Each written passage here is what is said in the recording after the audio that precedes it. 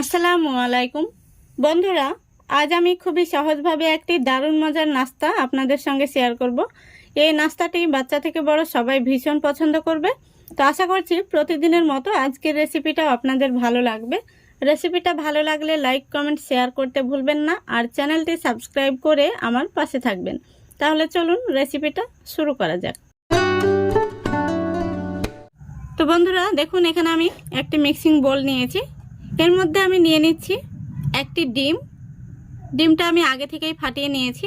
তারপরে দিয়ে দিচ্ছি 2 টেবিল চামচ চিনি।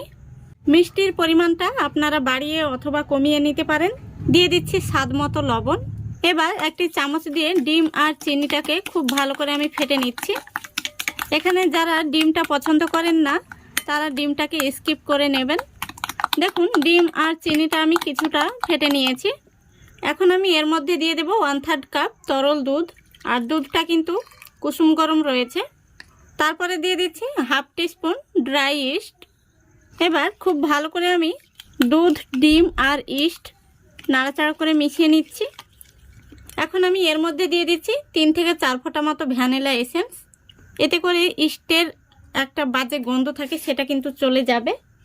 এসেন্সটা দেওয়ার পরে আমি খুব ভালো করে মিশিয়ে নিচ্ছি। মেশানো হয়ে গেছে।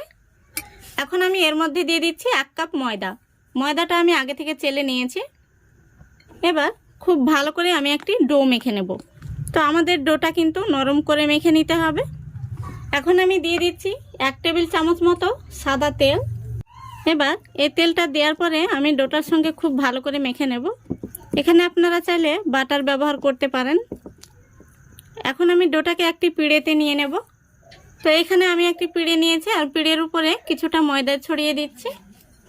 তারপরে ডোটাকে আরও একটু আমি মেখে নেব। ডোটাকে আমি লম্বা করে নিচ্ছি।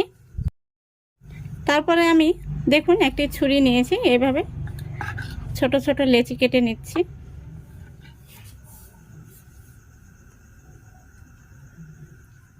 তো বন্ধুরা, এই নাস্তাগুলো কিন্তু ভীষণ ভালো হয়, বাচ্চা থেকে বড় সবাই পছন্দ করে। আমি নাস্তাগুলো আপনাদের দেখিয়ে দিচ্ছি কিভাবে বানাতে হবে। আশা করি দেখে আপনারা বুঝতে পারছেন। এই নাস্তাগুলো কিন্তু বেলে নেওয়ার কোনো প্রয়োজন নেই, এইভাবে হাত দিয়ে চেপে চেপে কিন্তু তৈরি করা যায়। আর খুব বেশি মোটা রাখারও দরকার নেই, যেহেতু আমি নাস্তাগুলো তেলে ভেজে তৈরি করব। এই দেখুন নাস্তাগুলো আমি শেপ দিয়ে নিয়েছি। এখন আমি নাস্তাগুলোকে ভেজে নেব। নাস্তাগুলো ভাজার জন্য আমি গ্যাসটা অন করে আগে থেকে তেল গরম হতে বসিয়ে দিয়েছি, আর তেলটা গরম হয়ে গেছে। এখন আমি নাস্তাগুলো তেলের মধ্যে দিয়ে দিচ্ছি।